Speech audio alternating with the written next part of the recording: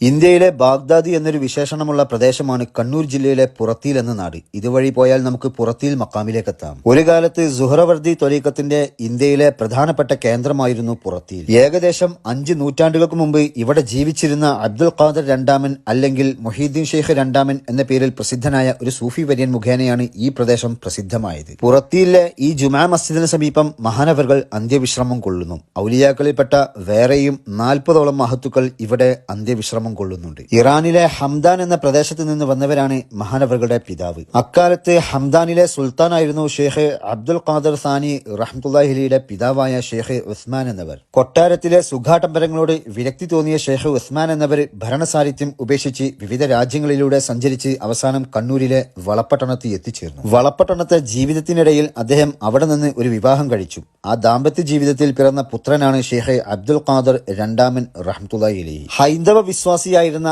അക്കാലത്തെ ചിറക്കൽ രാജാവിന്റെ വളർത്തുപുത്രനും കൂടിയായിരുന്നു ഷെയ്ഖ് അബ്ദുൽ ഖാദർ സാനി റഹ്മത്തുള്ളാഹി അലൈഹി എന്നും പറയാം. അവസാനം കൊട്ടാര ജീവിതത്തിനിടയിൽ വളർത്തച്ഛനായ ചിറക്കൽ രാജാവിന്റെ സമ്മതം വാങ്ങി ഇവിടേക്ക് താമസം മാറി പള്ളി നിർമ്മിച്ച് മഹാനവറുകൾ ഇവിടെ ആരാധനാ കർമ്മങ്ങളിൽ മുഴുകുകയും ചെയ്തു. മഹാനവറുകളെ സമീപിക്കുന്ന എല്ലാ വിഭാഗം ജനങ്ങളോടും മഹാനവറുകൾ തുല്യ മനസ്സോടെയാണ് പെരുമാറിയിരുന്നത്. അക്കാലത്തെ ഖുതുബായിരുന്നു മഹാനവറുകൾ. മക്കയിലെ അക്കാലത്തെ ഏറ്റവും ഉന്നതനായ പണ്ഡിതനും ഷെയ്ഖ് സൈനുദ്ദീൻ മഖ്ദൂം റഹ്മത്തുള്ളാഹി അലൈഹിയുടെ ഉസ്താദുമായ മുഹമ്മദ് അൽ ബക്കരി റഹ്മത്തുള്ളാഹി അലൈഹിയാണ് മഹാനവറുകളെ ഖുതുബി എന്ന് ആദ്യമായി വിശേഷിപ്പിച്ചത്. മാത്രമല്ല മക്കയിൽ നിന്നും തന്റെ മകനായ ഹസൻ ബക്കരിയെ ഷെയ്ഖ് അബ്ദുൽ ഖാദർ റഹ്മത്തുള്ളാഹി അലൈഹിയുടെ ശിഷ്യത്വം കരഗതമാക്കാനായി ഇവിടേക്ക് അയക്കുകയും ചെയ്തിരുന്നു. സുഹ്റവർദി ത്വരീഖത്തിന്റെ പ്രചാരകനായിരുന്നു മഹാനവറുകൾ. ബഡ്കലിലെ ഷെയ്ഖ് മഹ്മൂദ് അൽ ഖബൂഷാനി റഹ്മത്തുള്ളാഹി അലൈഹിയാണ് ആത്മീയ ഗുരു. മഹാനവറുകൾ മലബാറിൽ വിവിധ ഭാഗങ്ങളിൽ സുഹ്റവർദി ത്വരീഖത്തിന്റെ മജ്ലിസുകൾ സംഘടിപ്പിച്ചിരുന്നു. പൊന്നാനി സന്ദർശന വേളയിൽ മഖ്ദൂം റഹ്മത്തുള്ളാഹി അലൈഹി മഹാനവറുകളെ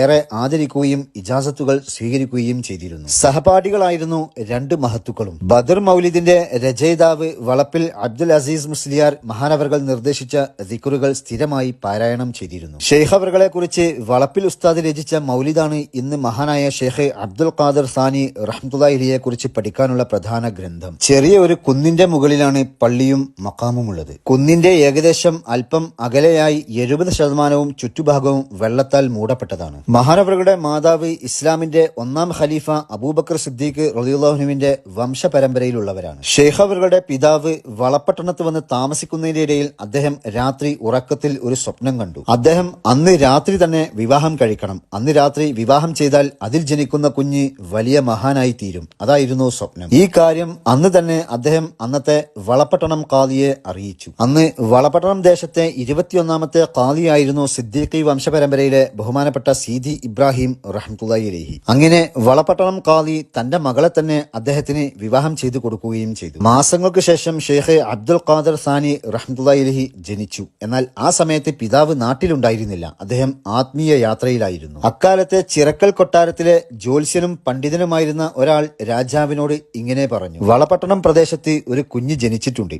ആ കുഞ്ഞ് ഏറ്റവും നല്ല മഹാനായി തീരും. ആ കുഞ്ഞ് കാരണം രാജാവിന്റെ സർവ്വ ഐശ്വര്യങ്ങളും ഒന്നും കൂടി ഉഷാറാകുകയും ചെയ്യും. അങ്ങനെ തന്റെ ഐശ്വര്യത്തിന് കാരണമാകുന്ന ആ കുട്ടിയെ കണ്ടെത്തി രാജാവ് കുഞ്ഞിനെ കുട്ടിയുടെ വീട്ടിൽ 6 വയസ്സുവരെ പ്രത്യേകം പരിപാലിക്കുകയും ചെയ്തു. കുഞ്ഞിന്റെ 7ാം വയസ്സിൽ കുഞ്ഞിനെ തന്റെ കൊട്ടാരത്തിലേക്ക് ചിറക്കൽ രാജാവ് കൊണ്ടുവരികയും ചെയ്തു. അങ്ങനെ 16 വയസ്സുവരെ അബ്ദുൽ ഖാദർ സാനി റഹ്മത്തുള്ളാഹി അലൈഹി ചിറക്കൽ രാജാവിന്റെ കൊട്ടാരത്തിൽ ജീവിച്ചു പോന്നു. 16ാം വയസ്സിൽ കുട്ടിയെ അന്വേഷിച്ച് പരിചയമില്ലാത്ത കുറച്ചുപേർ കുട്ടിയുടെ വീട്ടിലേക്ക് വന്നു. എന്നാൽ മഹാനവറുകൾ ആ സമയത്ത് വീട്ടിലില്ലായിരുന്നു, കൊട്ടാരത്തിലായിരുന്നു. വിവരം ഉമ്മ മകനെ അറിയിച്ചു. അവർ കുട്ടിക്ക് നൽകുവാനായി കുറച്ച് ഭക്ഷണം നൽകിയാണ് മടങ്ങിപ്പോയിരുന്നത്. തന്നെ അന്വേഷിച്ച് വീട്ടിലേക്ക് വന്ന ആളുകൾ ആരാണെന്ന് മഹാനുഭാവന് മനസ്സിലായി. അദ്ദേഹം രാജാവിനോട് സമ്മതം വാങ്ങി ആ ഭക്ഷണം എടുത്തുകൊണ്ട് കൊട്ടാരത്തിൽ നിന്നിറങ്ങി അവരെ അന്വേഷിച്ച് പുറപ്പെട്ടു. അദ്ദേഹം വീട്ടിൽ വന്നവരെ വഴിയിൽ വെച്ച് കണ്ടെത്തുകയും മഹാനവറുകൾ അവരോട് കൂടെ യാത്ര തുടരുകയും ചെയ്തു. ബഡ്കൽ എന്ന സ്ഥലത്ത് എത്തിച്ചേർന്നപ്പോൾ കൈവശമുണ്ടായിരുന്ന ഭക്ഷണത്തിൽ നിന്ന് എല്ലാവരും കഴിക്കുകയും ചെയ്തു. സംഘത്തിൽപ്പെട്ട ഷെയ്ഖ് മഹ്മൂദ് അൽ ഖബഷാനി റഹ്മത്തുള്ളാഹി അലൈഹി ഒരു പിടി ഭക്ഷണം അബ്ദുൽ ഖാദർ സാനി റഹ്മത്തുള്ളാഹിലേക്ക് നൽകുകയും തുടർന്ന് ഇജാസത്ത് നൽകുകയും ചെയ്തു. ശേഷം ഉമ്മയുടെ അടുത്തേക്ക് തിരിച്ചു പോകാൻ ആവശ്യപ്പെട്ടു. മഹാനവർകൾ വീട്ടിൽ വന്ന് ഉണ്ടായ കാര്യങ്ങളെല്ലാം വിശദീകരിച്ചു. ശേഷം രാജകൊട്ടാരത്തിലേക്ക് ചെന്നു. രാജാവിനോട് അദ്ദേഹം കാര്യങ്ങൾ അവതരിപ്പിച്ചു. രാജാവ് അദ്ദേഹത്തിന് രാജ്യത്തിന്റെ മന്ത്രിസ്ഥാനം വാഗ്ദാനം ചെയ്തെങ്കിലും അതെല്ലാം മഹാനവർകൾ സന്തോഷത്തോടെ നിരസിക്കുകയും ചെയ്തു. എന്നാൽ വെറും കൈയോടെ മടങ്ങിപ്പോകാൻ രാജാവ് അദ്ദേഹത്തെ അനുവദിച്ചില്ല. സമ്മാനമായി എന്തെങ്കിലും സ്വീകരിക്കാൻ രാജാവ് അദ്ദേഹത്തിനോട്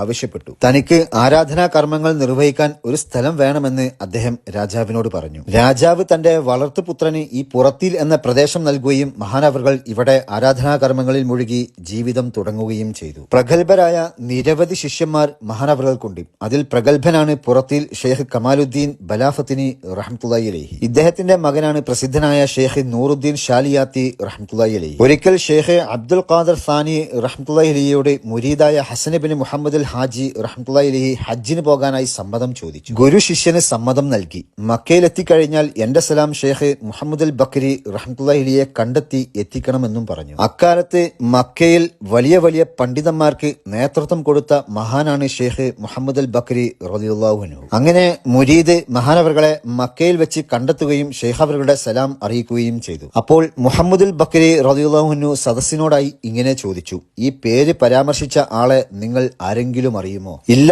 എന്ന് എല്ലാവരും മറുപടി നൽകി. ഉടനെ അദ്ദേഹം അല്പനേരം ധ്യാനത്തിലായി. എന്നിട്ട് പെട്ടെന്ന് തല ഉയർത്തി 3 പ്രാവശ്യം സലാം മടക്കുകയും ചെയ്തു. എന്നിട്ട് സദസ്സിനോടായി അദ്ദേഹം ഇങ്ങനെ പറഞ്ഞു: ഷെയ്ഖ് അബ്ദുൽ ഖാദർ സാനി റഹ്മത്തുള്ളാഹി അലൈഹി ഖുതുബുസ്സമാനാണ്. നാട്ടിൽ ചെന്നാൽ എന്റെ സലാം അദ്ദേഹത്തോടും പറയണമെന്ന് ആ മുരീദിനോട് അദ്ദേഹം വസിയത്ത് ചെയ്യുകയും ചെയ്തു. എന്നാൽ മക്കയിൽ വെച്ച് ഈ സംഭവങ്ങളെല്ലാം നടക്കുന്ന സമയത്ത് തന്നെ സംഭവങ്ങൾ നാട്ടിൽ വെച്ച് ഷെയ്ഖ് അബ്ദുൽ ഖാദർ സാനി റഹ്മത്തുള്ളാഹി അലൈഹി തന്റെ ശിഷ്യന്മാർക്കും അറിയിച്ചു കൊടുത്തു. അങ്ങനെ ഹജ്ജൊക്കെ കഴിഞ്ഞ് മുരീദ് നാട്ടിൽ വന്ന് അദ്ദേഹത്തിന്റെ സലാം ഉണ്ട് എന്ന് പറഞ്ഞപ്പോൾ അതൊക്കെ ഞാൻ അപ്പോൾ തന്നെ മടക്കിയിട്ടുണ്ട് എന്നാണ് ഷെയ്ഖ് അബ്ദുൽ ഖാദർ സാനി റഹ്മത്തുള്ളാഹി അലൈഹിയുടെ മറുപടി. നിരവധി കറാമത്തുകൾ മഹാനവറുകളിൽ നിന്നും ഉണ്ടായിട്ടുണ്ട്. രണ്ടാം മുഹീദ്ദീൻ ഷെയ്ഖ് എന്ന പേരിൽ പ്രസിദ്ധനായ ഖുതുബുസ്സമാൻ ഗൗസുൽ ആലം സുൽത്താൻ മുഹീദ്ദീൻ അഷ്ഷെയ്ഖ് അബ്ദുൽ ഖാദർ സാനി റഹ്മത്തുള്ളാഹി അലൈഹി ഹിജ്റ 983 ദുൽഖഅദ 16 വെള്ളിയാഴ്ച ഈ ലോകത്തോട് വിട പറഞ്ഞു. അപ്പോ നമ്മളിൽപ്പെട്ട പല ആളുകളും കേട്ടിട്ട് പോലുമില്ലാത്ത